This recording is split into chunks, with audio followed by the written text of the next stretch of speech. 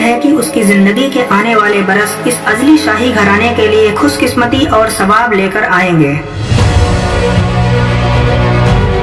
یہ لائنیں چوتھے مغل بادشاہ جہانگیر نے اپنے پوتے اورنگزیب کی پیدائش پر اس کے لیے دعا کرتے ہوئے کہی تھی۔ آج کی اس ویڈیو میں ہم اورنگزیب کی زندگی کے شروعاتی برس یعنی کہ ان کے بچپن کو پرکھنے کی کوشش کریں گے اور ساتھ ہی انہیں ہندوستان کے ایک ایسے شہزادے کے روپ میں دیکھنے کی کوشش کریں گے جو شاہی خاندان کی اٹھا پٹک کے جال میں ایسا الجھا کہ اسی جال نے اس کی زندگی کے شروعاتی برس نقش کیے اور اس کے بعد ایک ایسے بادشاہ کے طور پر اسے رچا جو زمین، طاقت اور انصاف کی بھوک کا مارا تھا۔ 3 نومبر 1618 کو گجرات کے دوحت میں اورنگزیب کی پیدائش ہوئی تھی۔ اس وقت ہندوستان پر ان کے دادا جہانگیر کی حکومت قائم تھی۔ کچھ ہی ہفتوں بعد ان کے والد شہاب الدین محمد خرم نے ان کی پیدائش کا جشن منایا، جس میں انہوں نے اپنے نوجات بیٹے کا دیدار کرایا، خیرات میں جواہرات سے بھری تشتریاں بانٹیں، درجنوں ہاتھی بانٹے۔ اس شاندار شروعات کے باوجود اورنگزیب کے لیے اپنے والد کی اس مہربانی کو بنائے رکھنا آسان نہیں رہا۔ اورنگزیب شاہجہاں کے تیسرے بیٹے تھے، دارا شکوہ اور شاہ شجاع سے چھوٹے، لیکن ان کی پیدائش کے 1 برس بعد ان کا چھوٹا بھائی مراد بھی آ گیا۔ یہ چاروں سگے بھائی تھے۔ ان سبھی کی پیدائش شاہجہاں کی سب سے پسندیدہ بیوی ممتاز محل سے ہوئی تھی۔ اپنے بھائیوں کی طرح اورنگزیب نے بھی وہی تعلیم حاصل کی جو شہزادوں کو دی جاتی تھی۔ اس تعلیم میں ڈھیروں علمی اور ادبی رواجیں شامل تھیں، لہٰذا اورنگزیب نے قرآن، حدیث سمیت اسلام کی کتابیں پڑھیں، مذہبی سوانح عمری پڑھیں، ترکی ساہتیہ پڑھا اور کیلی گرافی کا ہنر سیکھا۔ مغلوں کی شاہی تعلیم میں فارسی ساہتیہ کو خاص توجہ دی جاتی تھی۔ فارسی گرنتھوں کے علاوہ اورنگزیب کو رامائن اور مہابھارت جیسے سنسکرت گرنتھوں کے فارسی ترجمے بھی پڑھائے گئے۔ یہ ترجمے ان کے پردادا اکبر نے کروائے تھے۔ اس کے علاوہ اورنگزیب ہندی کی ساہتک بولیوں میں بھی ماہر تھے۔ تعلیم کے اتر مغل شہزادوں کا بچپن ایک اور وجہ سے خاص ہوا کرتا تھا، اور وہ خاص وجہ تھی بھائیوں کے بیچ مقابلہ۔ اورنگزیب کا بچپن بھی اس خاصیت سے محروم نہ تھا۔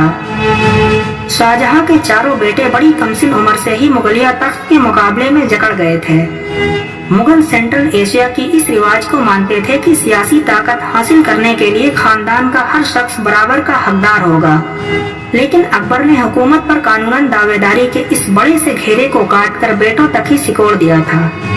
ماں نے بھتیجوں اور چچیرے بھائیوں کا پتہ صاف کر دیا تھا۔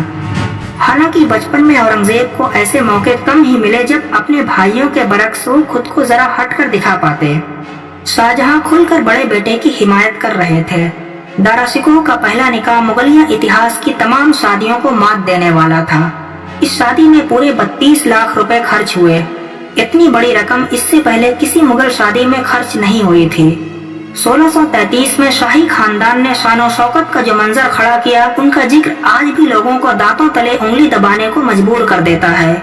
اس شادی کے چشمدید گواہ رہے یورپی یاتری پیٹر منڈی کے مطابق اس شادی میں ہوئی آتش بازی اتنی شاندار تھی کہ روشنی سے آگرہ کا آدھا آسمان اٹ گیا تھا۔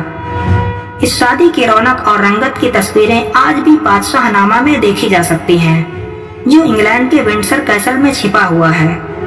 اس تصویر میں شاہی موسیقی کاروں، تحفے اٹھانے والوں، خیر خواہوں اور درباریوں کے ہجوم سے لبریز ایسا منظر ہے جس میں جواہراتوں میں سجے لوگوں کا سمندر افنا پڑا ہے۔ یہ تمام لوگ شاہجہاں کے پسندیدہ بیٹے کی عزت افزائی کرنے کے لیے آئے تھے۔ اس وقت اورنگزیب 14 برس کے تھے۔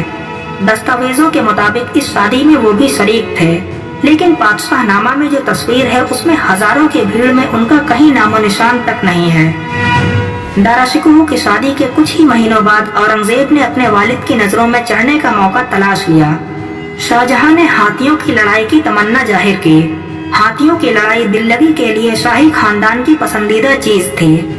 اس روز 2 ہاتھی سداکر اور سورت سندر آمنے سامنے تھے، اور بادشاہ کے تینوں بیٹے لڑائی کو قریب سے دیکھنے کے لیے گھوڑوں پر سوار ہو کر ہاتھیوں کا پیچھا کر رہے تھے۔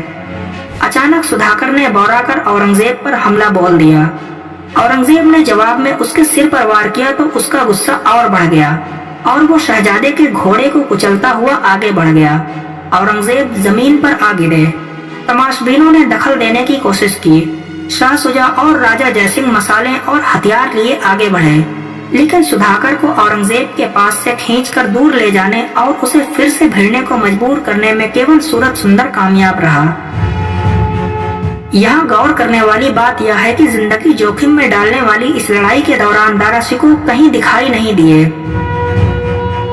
इस वाक्य के लिखित दस्तावेजों में उनका जिक्र तक नहीं है। इस आयोजन की जो तस्वीरें मौजूद हैं उसमें दारा तकलीफ और तारीफ दोनों से दूर कहीं पीछे की ओर छुपे हुए हैं। शाहजहां के दरबारी शायर अबू तालिब कामिल ने फारसी जुबान में औरंगजेब की बहादुरी को यादगार बना देने वाले अशआर लिखे। उन्होंने हैरत के साथ लिखा, औरंगजेब की बरछी बिजली की मानिंद चमकी और सुधाकर के सिर पर टूट पड़ी। शहजादे की बरछी के असर से हाथी ऐंठ गया और उसके पागलपन का खुमार बह निकला। शाहजहां ने औरंगजेब की दिलेरी की दाद दी और शायद एक लम्हे के लिए उन्हें औरंगजेब में अपना अक्स नजर आया। शाहजहां के दरबारी रोजनामचाकार इस दिलेरी भरे कदम की बराबरी 1610 के उस वाक्य से करते हैं जब शाहजहां ने इसी तरह से एक बेकाबू हो चुके शेर को अपने वालिद जहांगीर की मौजूदगी में धूल चटाई थी। कुछ अरसे बाद शाहजहां ने औरंगजेब को हुकूमत संभालने में मदद करने के लिए दरबार से दूर भेज दिया। उस वक्त औरंगजेब महज 16 साल के थे। 22 बरस का लंबा फासला 1635 से 1657 तक का वक्त उन्होंने मुगल सल्तनत की सरहदें नापते हुए बिताया। बल्ख, बुंदेलखंड और कंधार में जंग के मैदानों में जूझते हुए और गुजरात, मुल्तान और दक्कन की हुकूमत संभालते हुए। लेकिन इन सब के दरमियान भी उन्होंने जिंदगी का लुत्फ लेने के मौके तलाश लिए। मसलन हीराबाई जैनाबादी से उनका बवंडर खड़ा कर देने वाला इश्क। 1635 में औरंगजेब अपने मामी के यहाँ बुरहानपुर गए हुए थे। उन्होंने वहाँ बागीचे में आम तोड़ते हुए हीराबाई को देखा और देखते ही उसके इश्क में कैद हो गए। हीराबाई गुलकारा और रक्कासा थे। दोनों ही एक दूजे के इश्क में गिरफ्तार हो गए। कहते हैं इस दोशीजा के इश्क में वो इस कदर पड़ गए कि उसके कहने पर उन्होंने ताउम्र सब्र रखने की कसम तोड़कर शराब भी पीने को तैयार हो गए। लेकिन इससे पहले कि शराब की पहली बूंद उनके होठों पर भी लगती, हीराबाई ने उन्हें रोक दिया। लेकिन अफसोस, एक ही बरस बाद वो भी चल बसी। उसे औरंगाबाद में दफनाया गया। फुर्सत और राहत के ऐसे लम्हों के बावजूद औरंगजेब ने जिंदगी के ज्यादातर बरस हुकूमत के कामकाज में उलझे रहकर बिताए। शाही आराम से दूर रहे औरंगजेब के लिए वालिद के दिल में मोहब्बत न पैदा हो सकी। 22 का होने तक शायद ही औरंगजेब दरबार में लौटे, और अगर गए भी तो बहुत जरूरी होने पर और बहुत कम वक्त के लिए, जैसे 1637 में अपने पहले निकाह के वक्त। औरंगजेब ने हुकूमत और जंग दोनों ही मैदानों में अपनी काबिलियत साबित की थी। बावजूद इसके दिल्ली में हो रहे फैसले अक्सर उनके दिल में गुबार खड़ा कर दिया करते थे। ऐसा लगता था जैसे वो उनके बढ़ते हुए कद और कामयाबी को दबा देने के लिए किए जा रहे हों। मसलन 1650 में उन्हें दक्कन में कुछ जंगों से ऐन उस वक्त हाथ खींच लेने का फरमान भेजा गया जब फतेह उनके शिकंजे में आने ही वाली थी। ऐसा माना जाता है कि शाहजहां ने यह सब दारा शिकोह के कहने पर किया था। उस वक्त यानी उम्र के 20वें और 30वें पड़ाव पर जब औरंगजेब ने खुद को जंग के मैदान में हुकूमत करने की काबिलियत हासिल करने में और भयानक मशहूरियत हासिल करने में झोंक रखा था, दारा शिकोह दरबार में आराम से रह रहे थे। शाहजहां का ये सबसे बड़ा बेटा अपनी दार्शनिकता की वजह से मशहूर था। उनके दिन हिंदू मुस्लिम सूफी संतों के साथ ज्ञान चर्चा में बीतते थे। दस्तावेजों में वो हमेशा औरंगजेब से आगे दिखाई देते थे। मुगलों की मनसबदारी में बड़े भाई को ऊंचा ओहदा हासिल था। मनसब में सभी राज्यों के अफसरान शामिल थे। सबके जहन में ये बात थी कि तख्त पर शाहजहां के बाद दारा ही बैठेगा। लेकिन दारा के पास मरकजी दरबार को सख्ती से काबू में रखे जाने वाले माहौल के परे असल दुनिया का कोई तजुर्बा न था। इसलिए तख्त संभालना उनके लिए एक भयानक जिम्मेदारी साबित हो सकती थी। औरंगजेब की बजाय अगर आजाद ख्याल दारा शिकोह हिंदुस्तान का छठा बादशाह बना होता तो क्या होता? इतिहास यकीनन पलट जाता। शाहिद नदीम के नाटक दारा से प्रभावित कुछ लोगों ने हाल में ही कहा कि 1947 में हिंदुस्तान का जो बेरहम बंटवारा हुआ, अगर दारा बादशाह बना होता तो क्या उसे पहले से ही टाला जा सकता था? इस भटके हुए नॉस्टैल्जिया को अगर एक तरफ रख दिया जाए तो सच यही है कि मुगल सल्तनत को हासिल करने और उस पर हुकूमत करने के लिहाज से दारा उस काबिल नहीं था। हिंदुस्तान के तख्त के लिए भाइयों के बीच छिड़ी आर पार की जंग में शाहजहां के फुल सपोर्ट करने के बावजूद दारा हार कैसे गए, तख्त और ताबूत में से किस भाई को कब और क्या मिला, ये सब हम हिस्ट्री ऑफ औरंगजेब के अगले एपिसोड में जानने की कोशिश करेंगे। अगर आपको ये वीडियो पसंद आया हो तो इसे लाइक और शेयर कर दें और ऐसे ही और वीडियोस देखने के लिए हिस्ट्री आवर और राष्ट्र गुफ्तर यूट्यूब चैनल को सब्सक्राइब कर लें और फेसबुक पेज को फॉलो कर लें। शुक्रिया। वीडियो अगर अच्छी लगी तो लाइक, शेयर और सब्सक्राइब ज़रूर करें। धन्यवाद।